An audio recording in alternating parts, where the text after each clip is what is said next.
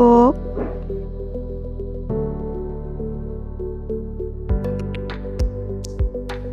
sam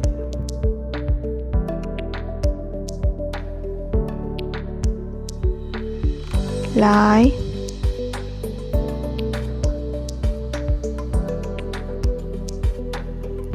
mết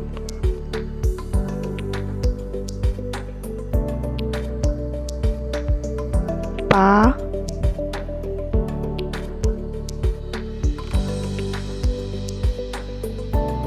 na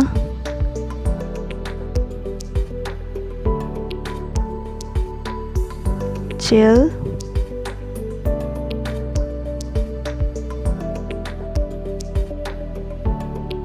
til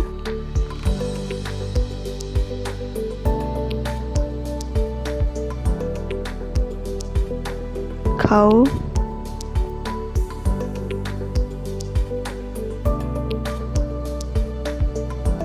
ngấu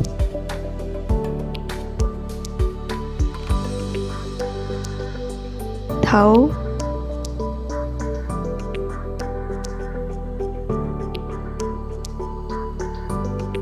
why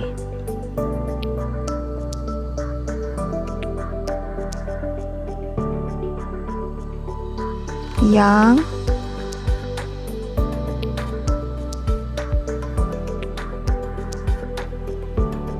hút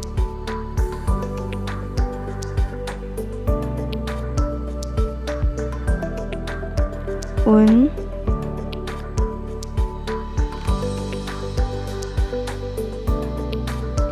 i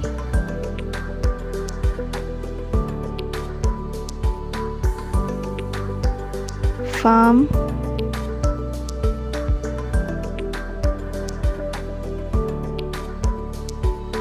atia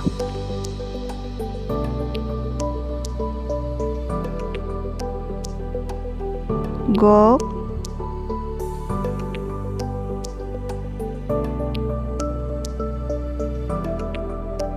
jam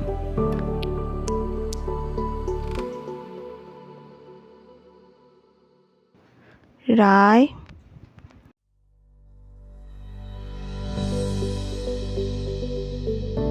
ba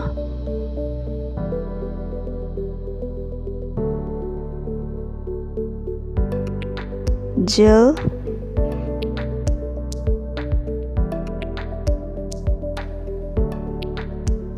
dill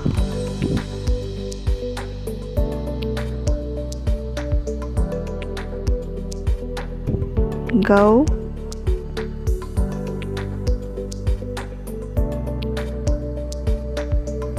đâu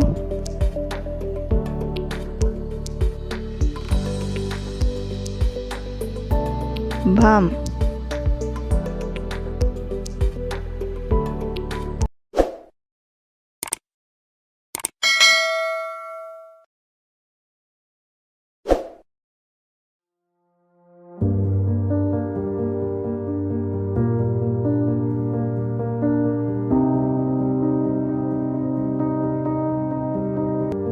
cốc lôn sum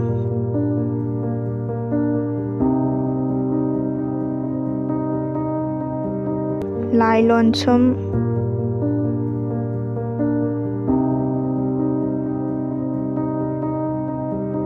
mết lôn sum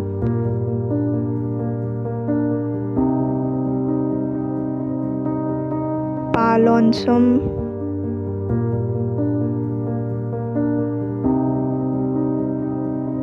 na lôn sum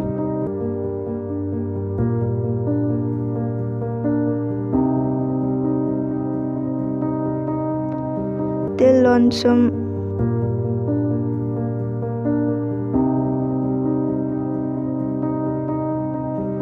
ngâu lôn sum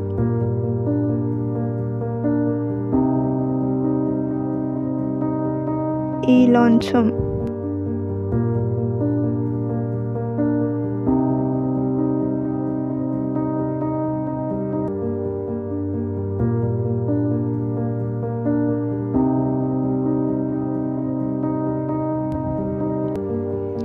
atap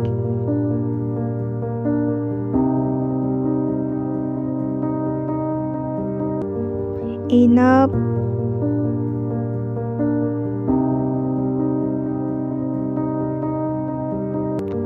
enough,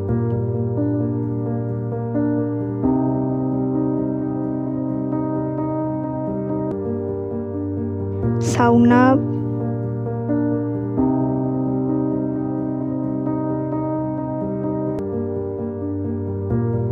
yet enough,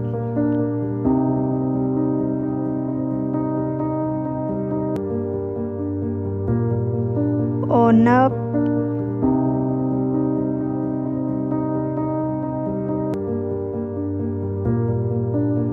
enough,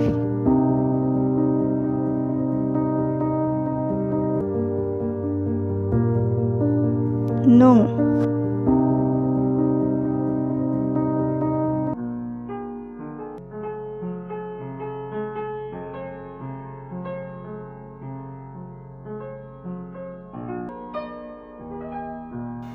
ama,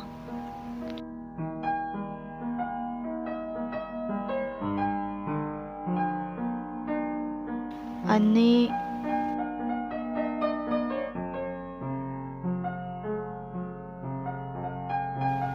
ahum,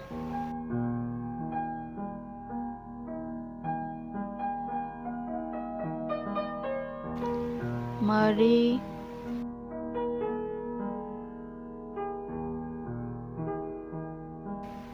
mga,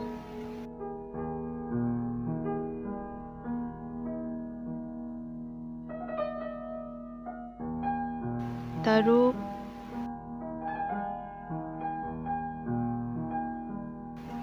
taret,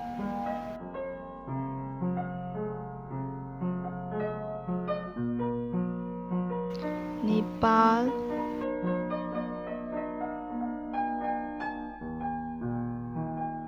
mapal,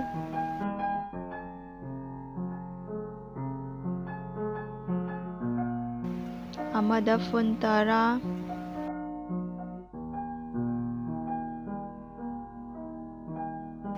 taramathoy,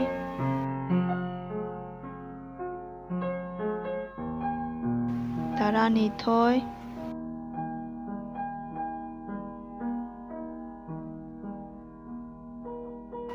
tarahumdoy,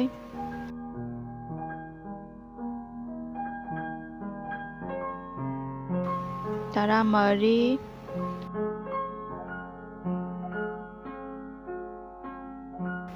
taramanga,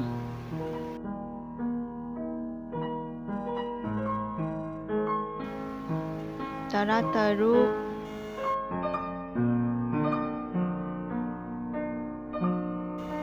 tarataret,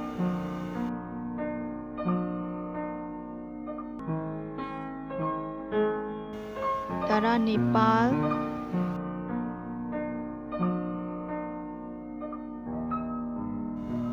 taramapal,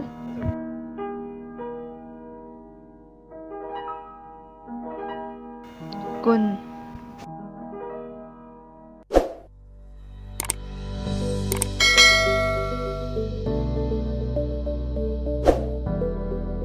kok, atap, kok atap ka. Example, kok atap ka, chill enough na lonsum, kachin. Sam atap sa. Example, sam atap sa, rai yenaf ngaw lonsum, sareng.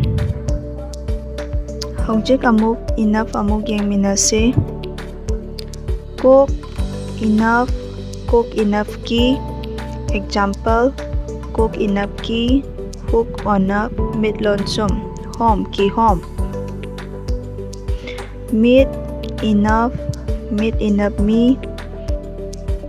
Example, meet enough me yang atap mid lonsum miyam. Hojik enough amuk tap laga yang minarse. Kok enough ku. Example, kok enough ku, rai atap kok lonsum rak kurak. Na enough na unaf nu. Example, na unaf nu pa inaf pi nupi. Mathang yenaf amuk yengminarase. Kok yenaf kok yenaf ke. Example, kok yenaf ke mit yenaf me keme rai ataf ra kemera. Thau yenaf thau yenaf the.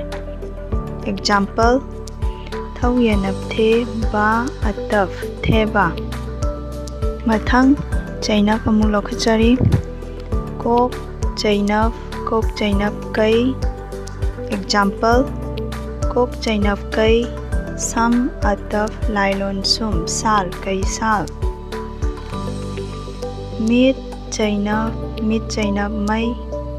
Example, mit chainaf mai khau unaf khu mai khu.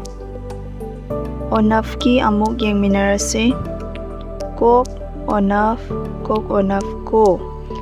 Example, kok onaf ko chil inaf chi kochi. Khau onaf ko. Example, khau onaf ko huk inaf hi ko hi. Mathang amuk saunaf ki amuk yengminarase. Kok saunaf kau. Example da kok saunaf kau khau atap kha kau kha. Thau saunaf thau. Example, thau saunaf thau rai inaf ri thau ri. Aroi boina nung ge amuk yengminarase. Kok nung kang. Example, kok nung kang lai atap la kang la.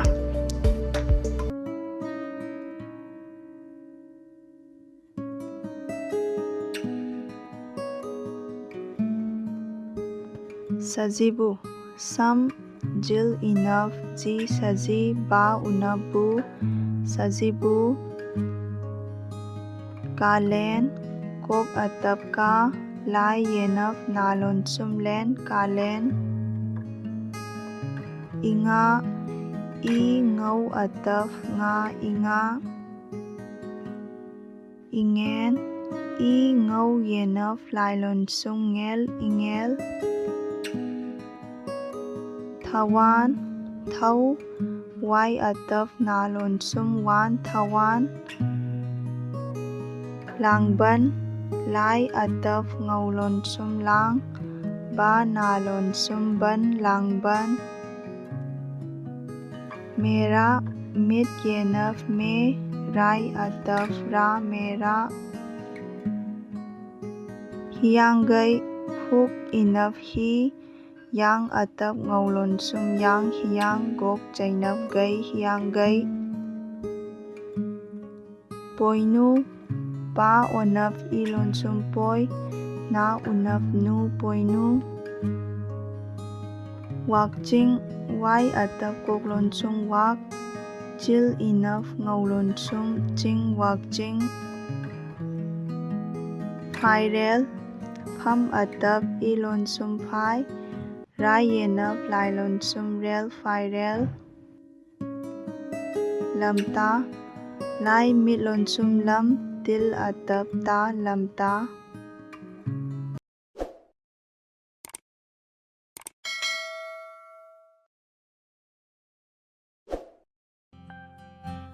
Kok nakurak. Kok unaf ku rai atap koklon sum ra kurak. Sam na sagol. Sam gok onaf lailon sum gol sagol. Lai na lapu. Lai fam unaf fu lapu. Mit na maku. Mit kok unap ku maku. Pa na pena. pa yena pe na atap na pena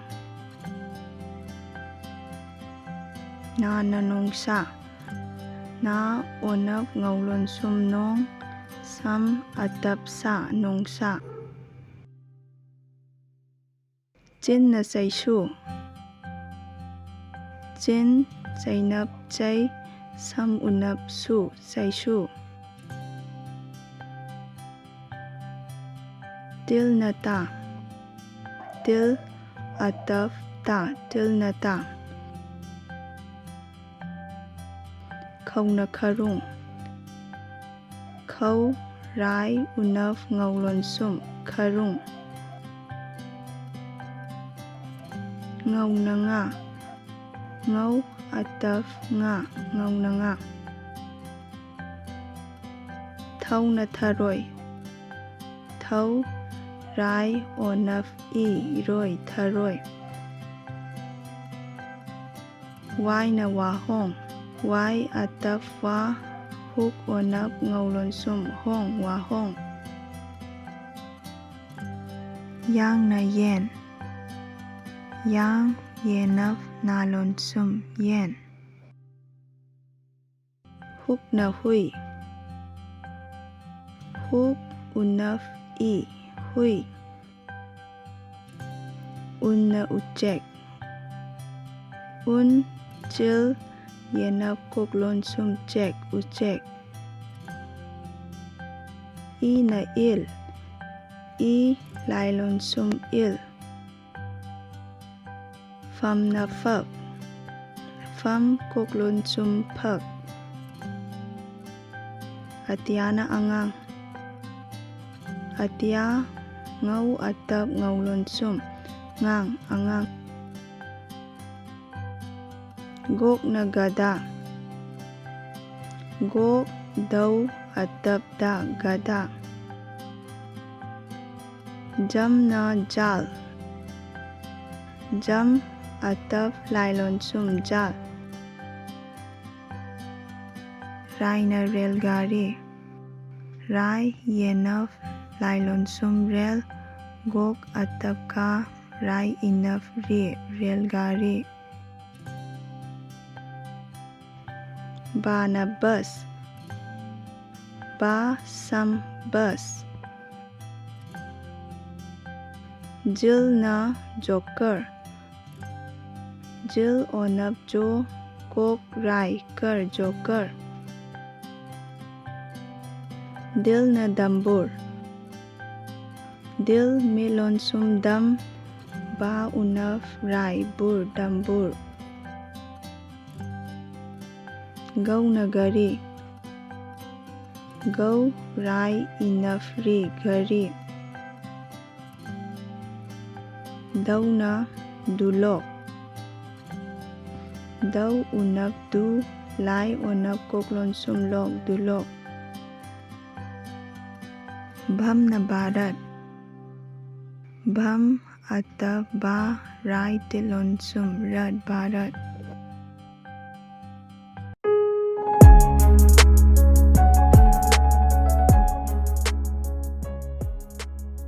nongmaijing na onap ngaulon sum mit atap ilon sum jil inap ngaulon sum nongmaijing